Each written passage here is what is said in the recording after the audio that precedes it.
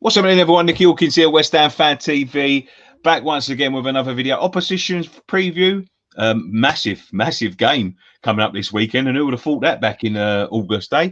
I've got my good friend Louis Ben Vetty coming over to say hello to you all and tell you how good West Ham were and how many they're going to win by. Is that right, Louis? Don't. I mean, based on the past 4 days that we've had, it's just been like I don't even know what country I'm in anymore. What's that going on? So yeah, it's something about like a Super League, like some Spanish blokes being shouted from the rooftop how there was only 40 people protesting about it. Just some random thing. It's fantastic to see you, and I'm always glad to see you when a good power line. How you been? How you keeping? I ain't seen you in a while. Yeah, I've been all right. Sort of plodding along, just doing my thing as usual. Came back into YouTube after a little break, sort of spread my wings on my own channel, done like a morning news show sort of thing. Yeah, and the Gazette thing, yeah. Like yeah. Oh, thanks, man. But yeah, been doing that, and yeah, I'm good. What about you? The intro was first class, by the way. Whoever filmed that's brilliant. I love it. I love things like that. Ashley Thompson, I Made Media. He is an absolute legend. If anybody needs anything, go to him. He's superb. He's brilliant. First class. Well, thank you very much for asking, Louis. Yeah, lockdown's been eventful in my life, but it is what it is. But let's listen. No time to waste. This is, I mean, what we got? 6 games left now. I believe so. It's 5-6 games now. Yeah, 6 games left. It's the race for top 4, mate. Unfortunately, it really is. It's crazy, isn't it? It's mental. I mean, I think the 2 games which realistically would have been must win for us were obviously the Brighton game, which no Chelsea fan was watching on Tuesday, and obviously the previous game which we drew as well. I can't even remember what it was. It was so long ago, but it was a couple of weeks ago we drew another game, and we really should have been. They were must win games really. And it puts ourselves in a really awkward position now because obviously you guys are flying, you're playing really well, and then off the back of that as well, you still got the likes of Liverpool lurking behind as well. So it's going to be a very, very interesting encounter. I mean, I think when Declan Rice got injured, I was very much sat there, with a bit more confidence. Sort of going, do you know what? We should be all right here. And then you go and beat Leicester. And I was so excited. I was sat there just going, right, okay, these lot are still the real deal then. But I mean, it's going to be a very, very interesting game for both sides, really. I mean, it's been a weird season for you guys, isn't it? Started off with a club legend. Lampard wasn't doing too great by the end of it. Tuchel's took over. Looks to have sorted you right out. But I got to say, Louis, and I say this with the greatest of respect, still looking a little bit shaky at the back. But he's getting the best at the. Really? Yeah, I think so. We've not conceded in like loads of games. We've been brilliant. Mate, maybe I've been looking at it from a different angle. Then I don't know. I still think you're looking a little bit shaky. I think there's space in there to exploit. Whether we're going to have the players to exploit it, I don't know. A little bit better than under Lampard, but he is getting the best now out of the a couple of the big money signings like the Havertz and the other guy. What's his name? Fucking hell. Timo Werner. Werner, yeah. No, not him. Well, Timo Werner's still playing quite well. I mean, big signings. You had Timo Werner, Hakim Ziyech, Kai Havertz. That's the one I was talking about. Yeah, he's looked good, to be fair. Ziyech has had his moments because when you need Ziyech to turn up and he starts, he turns up and he's superb. When he comes off the bench, he's a little bit shaky. But he has been very injury prone this season. There's been a lot of issues in terms of how he's been maintaining his body and obviously coming to a new country in the middle of a massive crisis, for the entire planet. But he's proven to be a very, very useful signing, I think is the best way to say. He's a very good tool to have on the pitch. We've missed a key sort of passer and someone who can really exploit spaces since Cesc Fabregas. And even though that was, I know, a very short time ago, those 2 seasons, that season and a half where we didn't have him, you could really, really notice the differences between, how we were operating. But yeah, I think Hakim Ziyech has been superb. I think the shape change has definitely been something which has been really invaluable for Chelsea. Obviously, I think under Lampard, hindsight's a beautiful thing. You can tell he was made a scapegoat by the club board. He was someone who was just brought in because nobody else would come in. Has a fantastic first season, and the first sign of trouble, he's tossed aside. But tactically, there were some moments where I think if it wasn't Frank Lampard towards the back end, people would have been calling for his head. But I think there was this whole belief in a project. But Tuchel's come in and he's seen what the squad he has. People calling for a 3-back for a very long time. We've got that 3-back now, and we are now looking a lot more sturdier. I know you're saying we still look like a little bit shaky, but in comparison to what it was, there's a lot more shape. Silva makes a big difference, doesn't he? He was out for a long time, wasn't he? He makes a big difference in that defence. He matures. He's matured like a fine wine. You know, I think Thiago Silva is the last old-fashioned centre-back. You look at John Terry and Paolo Maldini and Franco Baresi and all these old-school centre-backs who just carried on going until their legs simply wouldn't let them. And I feel like Thiago Silva is the last one of that sort of breed. Recently, though, his injuries have become a lot more consistent, shall we say. I think he came back off that long layoff and he's had 2 or 3 injuries already since. Where he's not looked as strong, not really looked as up to it. Whether or not that's going to have a huge impact this week, I don't know if he's going to be available. Obviously, as we record this, the press conference is going to be tomorrow. So, in terms of player availability, I mean, realistically, mentally, I'm going to rule him out because he did come off with a back injury in the semi-final against Manchester City. But I think, Thiago Silva, he's a massive leader in that back line. But as much as we did miss him, I thought, we did still look relatively sturdy with the back three that we had. And I think that, look, when Thiago Silva went out, credit to him, Andreas Christensen, a player which has come under a lot of scrutiny over the past couple of years, has really stepped up and he's matured as a centre-back. Still a little bit weak for me, but, in terms of his passing range and, his interceptions and how he reads the game, he's been top class. Yeah, he's looking a little bit more... a bit more like fulfilling the potential that you thought he had a couple of years ago when he first came in. Just quickly, mate, what have you made of West Ham this season? I think you guys have been superb. It's been amazing to watch. I think obviously when David Moyes came back in, you looked at it and it just looked like it was a car crash waiting to happen. And obviously the first game of the season when you lost to Newcastle, well, I think the scoreline doesn't say it was convincing, but in terms of how the game was being played, you guys looked dreadful. Like you looked like you were destined to finish bottom. And then all of a sudden this system just snaps into place and you've just been continuously pushing forward, edging forward. And it's really gone under the radar until the past 3 or 4 games, I'd say, where people have kind of gone, do you know what? Like this isn't just they're going to be up here for a little while. Like Southampton were top of the league for a little bit. This is very much right there. They're contending now. And then Jesse Lingard comes in and gives you guys a new lease of life because David Moyes actually uses him how he's supposed to be utilised. Yeah. At Manchester United, he'd float into space, create space for everybody else, and nobody would really exploit it. West Ham, he comes to you, he gets given the ball just as much as well as exploiting that space, and he's been magical. It shows that the class is permanent, and the player that Manchester United had on their hands a couple of years ago is still there. Whether or not you guys keep hold of him is going to be another discussion entirely. But I think he's been absolutely unreal for you guys, and he has been such a key figure in keeping that run going. You guys have been great. Before we get on to obviously the game and our final thoughts on the game and how you think the game's going to go. Yeah, obviously there's a bit of an elephant in the room tonight, isn't there? Because the Super League's been and gone. Fucking lasted less time than my deodorant. Do you know what I mean? But sure, it won't let you down. Exactly, yeah. But I mean, I'll give Chelsea fans loads of praise. I see you all up there protesting, and I think that that really hammered home to them. That really started giving Chelsea cold feet. And once they went, I think a lot of other clubs gone.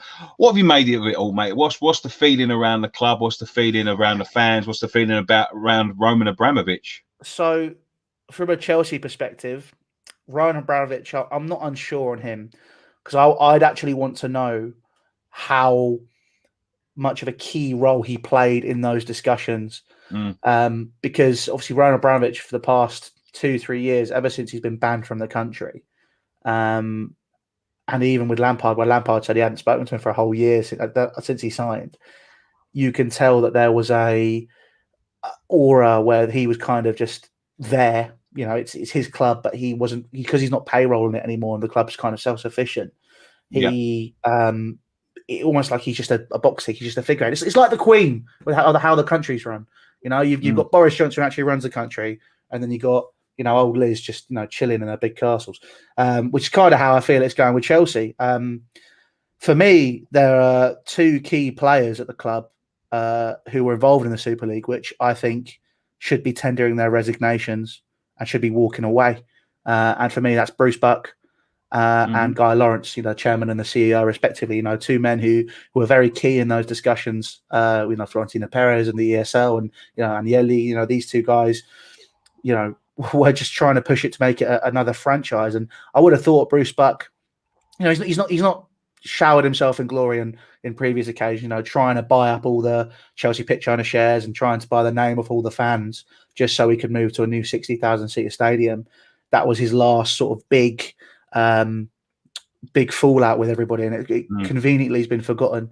For me, you know, I kind of, from Sunday to, and still today, you know, I feel my relationship with Chelsea has fundamentally changed. I look at how the club is run. I'm looking at football now, and I think for everybody, and you guys will completely understand this, obviously with GSB, you don't feel like a fan anymore. You feel like a customer. And I think for Chelsea fans, it's been lodged in the back of our head for the past 5-10 years, especially, and all football fans, where we've just seen football becoming more and more commercialized.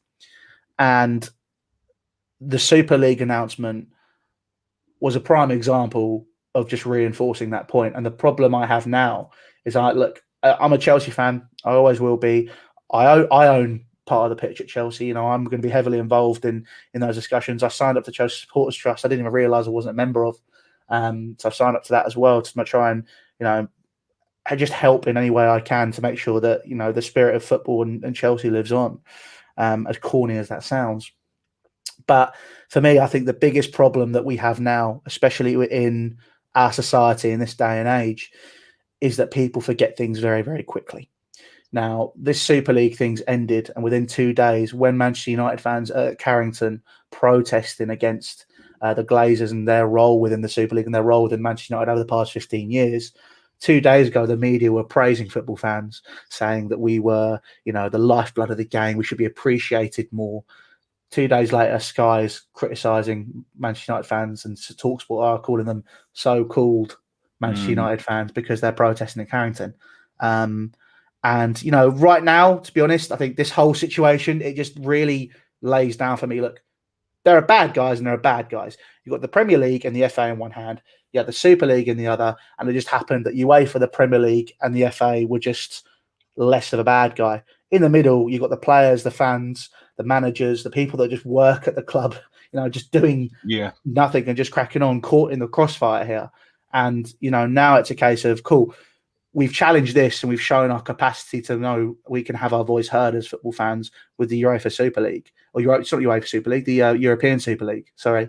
Now it's time that we call for fundamental change within football, because without that fundamental change right now, if we just sit here, it's going to come back. You know, the European Super League is very much like the bad guy in a film. You know, he gets put into prison, or he gets away, and he's you know, stroking his white cat or whatever, or he's sat in his big swirly chair, and at the end of the film he turns around because he knows he's going to come back. So we've got to make a difference. I liken him to I don't know if you ever used to watch Inspector Gadget, mate. I did. Yeah, I don't know if you ever watched Inspector Gadget, but I think one of the analogies I made the other day was it's like the claw. They'll foul, and all he'll say is, "We'll get you next time, Gadget." Exactly. And that's where I think it's, you know, you've beaten the dragon back into his lair, but eventually the dragon's going to poke his head out again, and next time it's going to be with 3 heads. So yeah, we have to be careful. I think it's awoken fans a little bit, but it's whether, you know, a lot of these people have got the stomach for it long term, because I think it's going to take intervention. Just quickly, but again, before we go on to the game, and we are going to do a video over on Louis' channel, so go and subscribe to that while you're here, because we're going to carry on this chat over there. But just quickly, where do you stand on the punishment? I don't know. I don't know. I think the club should be punished, but at the same time, I don't know why the football fans of those clubs, and I'm not saying this just because I'm a Chelsea fan. Yeah, I'm looking at this from just the past 4 days, I'm looking at this as a fan of the game. I don't understand why the fans of said clubs should be punished. For example, with the talk of us being, expelled from the league, or if we get expelled from the Super League, it'll happen anyway. But if all being put all the way down to League Two or the conference or points deductions, points deductions I would understand, to be honest. But I think the punishments that I've seen today, where instead of actually trying to force these chairmen and CEOs to resign, the Premier League has turned around and gone, well, we're just going to get rid of you off the subcommittees. It's basically just a slap on the wrist. It's like what this is right now is they've just turned around and gone, well, you didn't listen to your club, so we're not going to let you into ours. You just got to sit here and watch from the outside now. And you kind of sat there going, why are you making them watch from the outside? These men and women, because there's definitely, it's everything that's happened. It can't just be blokes that have done it. There's it's a free world. Everyone's probably played a role in it. Men, women on the board, whoever it is. These people need to be held accountable. And just telling them we'll let you off and to go to another committee screams even more problems. It's just money now at the end of the day. And for me, there's a reason the German model works, and there's a reason you saw no German teams in the Super League. That's all I'm saying. I think there needs to be a way, and it's a pipe dream. It is. As well as tackling all the other things in football, racism in football needs to be tackled. I feel cheaper tickets need to be put into there. Cheaper television deals for the people that can't actually get to the games. Cheaper prices on that. If Sky and BT were all about it and talking about the spirit of the game, I feel that the 50+1 rule should try and be implemented, or just have the fans have a significant voice within the clubs on the club boards, not just some bloke who sits in the corner to take minutes. No, absolutely. And it's just something that needs to be fundamental change. So if it means that the clubs suffer, so be it. But for me, I don't know where to go from it. But I think the punishment so far have been poor. No, I totally agree with you, mate. It's big of you to say that you deserve to be punished. It's easy to sit there and just say, no, why should we suffer? But it's big there. Listen, Louis, just quickly, mate. How's this one going then? Jesse Lingard fit? Yes. Bollocks. Do you know what? I've got a funny feeling this game is so important and it's going to be hyped up so much that I feel it's going to be like a really bad draw. 0-0 written all over it. It's got 0-0 or something like that. But at the same time, you guys are conceding a lot of goals. Yes. And if we get our shooting boots on, I think I could see us getting a result. But, it's all... I don't know. I don't like doing score predictions. It's a nightmare. Like, tell you what, I'm going to go damp squib. I think it's going to have too much. It's going to be a draw. That's what I've got. That's what I think. I think we can win. Shut up. I think we can win, honestly. And it's not that I'm being arrogant or anything like that. No, Listen, I'm a West Ham fan. I'm the most pessimistic person you'll ever see. And I'm the most, downtrodden, beaten. But there was something about that game at the Bridge. I know it ended in a big scoreline, but I think we give you a good test that night. And I think the scoreline flattered you. I think it's going to be a good game. I think it's going to be a thriller. We've been involved in 3 frees. I think we've scored 12 goals in the last 4 games, and we've conceded 11. Jesus. So, yeah. David Moyes might even be on the touchline from the end of the game if it's like that. He's going to have an heart attack. Blimey, poor bloke. Yeah. I just saw him at the Newcastle game going, oh my God, what is going on? Like, it's just mental. It's going to be definitely, there's no doubt it'll be a good game. Whether or not it'll be a score draw or a 0-0, which just happens to be one of the best 0-0s of the season, remains to be seen.